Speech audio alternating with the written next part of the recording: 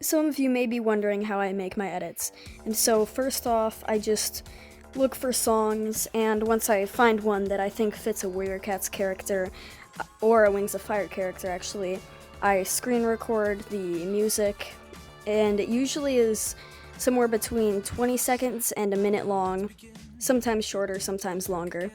Next, I screen record clips of multi-animator projects, AMVs, etc. So then I go to My Files and I use the built-in device video editor to crop the videos and trim them. Then I go into UCut video editor and I click mute clip audio, go to music, extract music from the previous screen recording of the music. After that, I just start putting the clips in, trimming them to match up with the audio and editing them. And I am showing the process for that on screen right now. You can trim off the end of a video by just doing this, but to trim off the beginning you'll have to use the trim feature. But for all the other features, I recommend just experimenting with them all on your own and figuring them out. Nothing's really too complicated on UCut, so it should be pretty easy to figure out. But one thing that really confused me at first was the transition feature. In between videos at the bottom of your screen, you'll see a little icon, and if you click on it, you can apply transition. At first glance, this is really simple and easy to understand, but something they don't tell you is that it adds a bit of length to the videos to transition them, and I'm not exactly sure how it works, but it adds a bit of length and it's kind of annoying, so I recommend either not applying transitions like that or just applying transitions not after everything else, because it'll make it longer and it'll make it sync up worse. A much better alternative to that is this. By clicking on a video and scrolling through the options, you'll find animation, and you'll find transitions in and out on there, and you can also do combo, which is what I always do, and it doesn't have that same effect as the transition at all. What I've shown you so far is just me putting the videos in and trimming them a bit.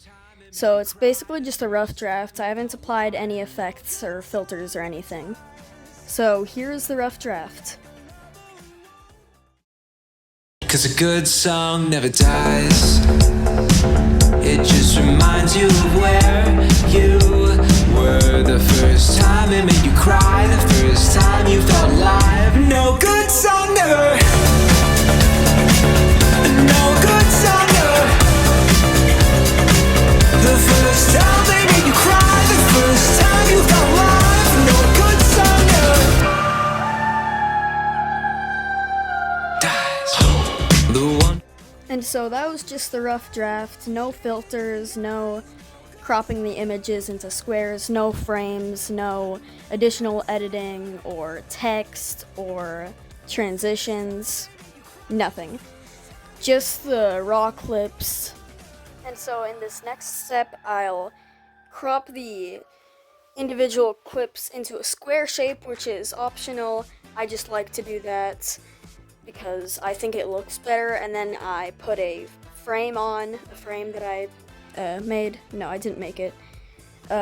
What I did to get the frame was I went onto the sticker feature and I searched square and I got one of those squares, but then it was animated and I didn't want that. So I took the image of the square and I put it into Ibis Paint of all things, and then I used the bucket eraser to erase the black parts and make it transparent image, just the square. And then I went back into UCut, turned that image into a sticker, and yeah. And as you see here, I'm adding text, and sometimes I lower the opacity on it, and I use different fonts depending on which edit, but my go-to font is usually either Permanent Marker or Nothing You Could Do, which is one you get from either having premium or watching an ad.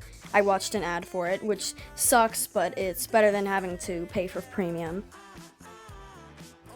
Earlier in the recording, as you saw, I added filters, which is pretty easy to do. You click on filter without clicking on the video. You don't have that option when you click on just the video. You just hover over the video you're on to apply filters to that video. And I usually use adjust, not just the normal filter, because it allows for more customization and I just like it better. I'll usually just apply some filters to the first clip and then apply to all. And then after that, I'll go in and for some of the clips, I'll change the filters. And then I add in the animator credits, which by the way is never optional. You always have to credit the animators or you're basically just stealing their work. But then before that is where I'll do the transitions.